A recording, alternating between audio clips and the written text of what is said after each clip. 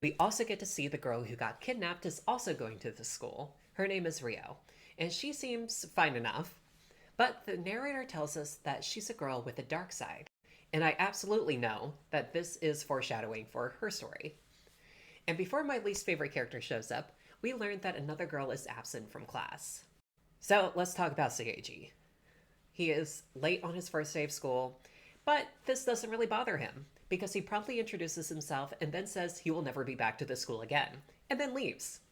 As much as I dislike him and his whole storyline, he's a fucking little weirdo, he does know how to leave a lasting impression on people. Now, during his introduction, the narrator says something very important to the biggest conversation of the whole anime. She says, but sometimes, for no apparent reason at all, you can see the hint of another reality. A crack suddenly appearing in your peaceful, everyday life throws you off guard, making you rethink things. So Durarara's magic comes from its many different storylines and how these stories that seem so disconnected, happening all over Ikebukuro at the same time, can be interwoven, and what happens when these stories start overlapping.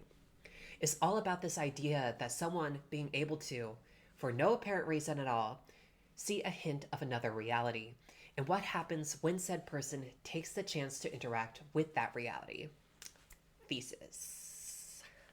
There is such a smooth transition in narration as we shift back to Rio, staring out the window, and the narrator says that there might be a girl who saw such a crack.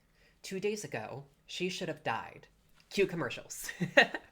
This episode will focus a lot on Rio and how she came to get kidnapped, but this is less of a character breakdown for Rio, because Rio's story is more like a vessel in which we get to see more of the other things happening in Ikebukuro, while also getting to experience what it might feel like to be someone who peeks into another reality. The narrator tells us that Rio's life had mostly been normal, until one day in middle school she learned that her father was cheating on her mother from photos left in the mailbox.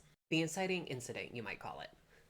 Instead of telling her mom, she kept the feelings buried, which caused her to seek out someone, anyone, who might relate to her feelings of despair. She begins talking to someone online, finding them via a forum titled, Everything Sucks, I Just Want to Disappear.